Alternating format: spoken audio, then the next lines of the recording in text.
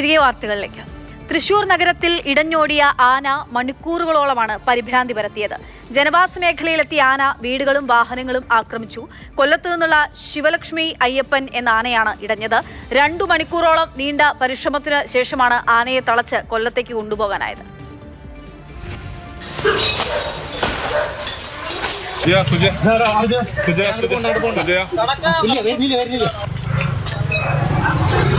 കൊല്ലത്ത് നിന്ന് തൃശ്ശൂരിലേക്ക് വഴിപാടിന്റെ ഭാഗമായി ക്ഷേത്ര ദർശനങ്ങൾക്കായി എത്തിച്ചതായിരുന്നു കൊമ്പൻ ശിവം ലക്ഷ്മി അയ്യപ്പനെ.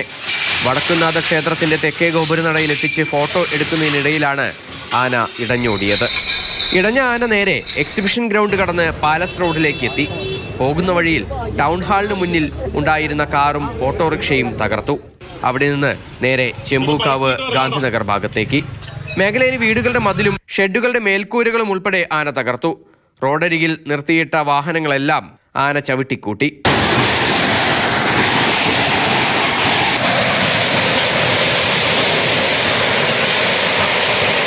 എനിക്ക് തൊട്ടടുത്ത് ഉള്ള ഈ ഒരു വീട് ഗാന്ധിനഗറിലെ തന്നെ ഒരു ഗ്രേസ് ഭവൻ എന്ന് പറയുന്ന വീടാണ്.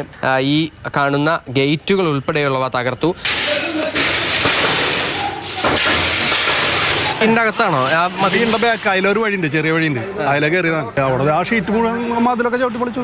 ഞാൻ നോക്കുമ്പോൾ ഇതിലെ കിടക്കണു. പിന്നെ അവിടെ കണ്ടമാനം പൊളിക്കലും ബഹളൊക്കെ ഞങ്ങൾ ഇവിടുന്ന് കേട്ടു. പക്ഷെ ഞാൻ പിന്നെ ഇവിടുന്ന് അങ്ങനെ പുറത്തേക്കൊന്നും ഇറങ്ങിയില്ല. ആനയുടെ മുന്നിൽപ്പെട്ട നാട്ടുകാരെല്ലാം ഭയം നോടി. കാറിൽ സഞ്ചരിക്കവേ ആനയ്ക്ക് മുന്നിൽപ്പെട്ട സംഗീത എന്ന വീട്ടമ്മ തലനാരിഴയ്ക്കാണ് രക്ഷപ്പെട്ടത്. ഇവർ സഞ്ചരിച്ചിരുന്ന കാർ ആന ആക്രമിച്ചു.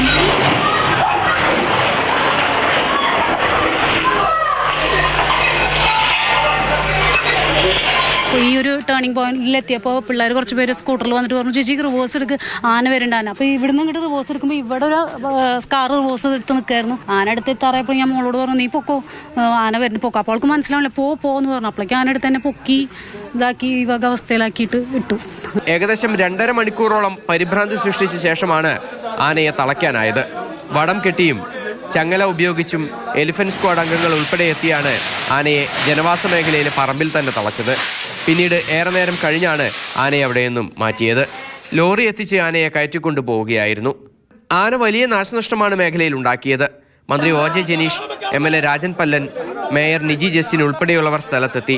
റവന്യൂ ഉദ്യോഗസ്ഥർ നാശനഷ്ടങ്ങളുടെ കണക്ക് ശേഖരിച്ചു വരികയാണ്. ആനയുടെ ദേഹത്തും കാര്യമായ മുറിവുകളുണ്ട്. ഇവയ്ക്ക് ചികിത്സ ആവശ്യമാണെങ്കിൽ നൽകും. നിലവിൽ കൊല്ലത്തേക്ക് തന്നെയാണ് ആനയെ കൊണ്ടുപോയിരിക്കുന്നത്. മാതൃഭൂമി ന്യൂസ്, തൃശൂർ.